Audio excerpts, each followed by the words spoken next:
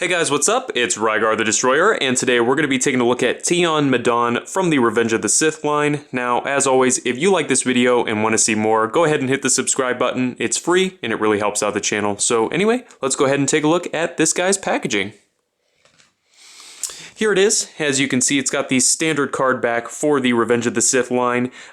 Pretty cool. When you flip it around onto the back, you can see an image of the character up here, as well as an image of the figure itself here, and then some of the other figures that were released around the same time. Now, one thing that I think is very interesting about this card back is that it says sneak preview. So I can only imagine that this was released, you know, slightly before Revenge of the Sith, and so I imagine most people were expecting this guy to be some major character, you know, in the movie, and I'm sure that when they watched it, they were disappointed that he's basically not in it at all. So, I don't know, it's just kind of funny to me that they chose this character above all others to put in a sneak preview line. But anyway, let's go ahead and get back to the figure itself here. Now, this guy stands at 4 inches tall, so he's right in scale with all of your other 3 3/4 inch figures, and he does come with a couple accessories. The first one here is his blaster rifle, and as you can see there, it's very well sculpted and painted. It's got quite a few different color paint applications on this thing, and it has a pretty cool design.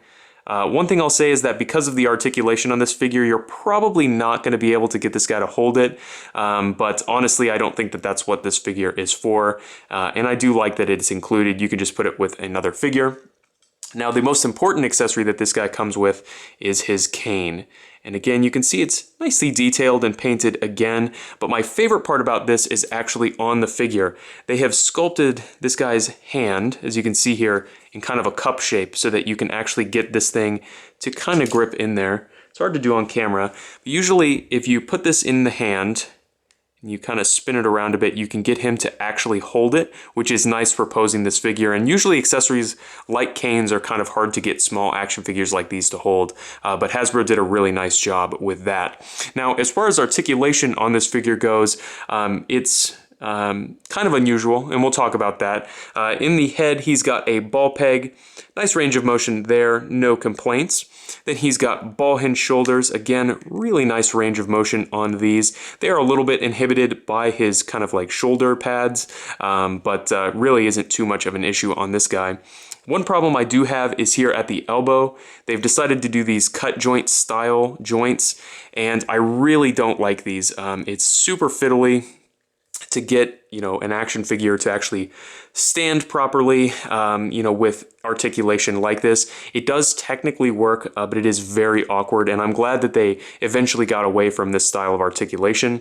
He does have swivel wrists and then a swivel waist, and then that's basically all of the articulation. I suspect his hips are swivels, but the lower half of his robes are sculpted as a solid piece, so you're really not going to be able to use that articulation anyway. And frankly, for a character like this one, I don't think that it's entirely necessary. But overall, I think that this figure is pretty well done, actually. All you really need him for is to stand, you know, in front of Obi-Wan in your Utapau display, and I think that he is perfectly done for that job. You know, basically, you know, he stands there in this one pose. He looks great because Hasbro did a nice job sculpting him, and he comes with, you know, probably his most famous accessory, which is his cane. So overall, I recommend this figure if you like weird background characters or you want to kind of spice up your Utapau display. So anyway, if you have any comments or questions, please leave them down in the comment section below, and I guess I'll see you later.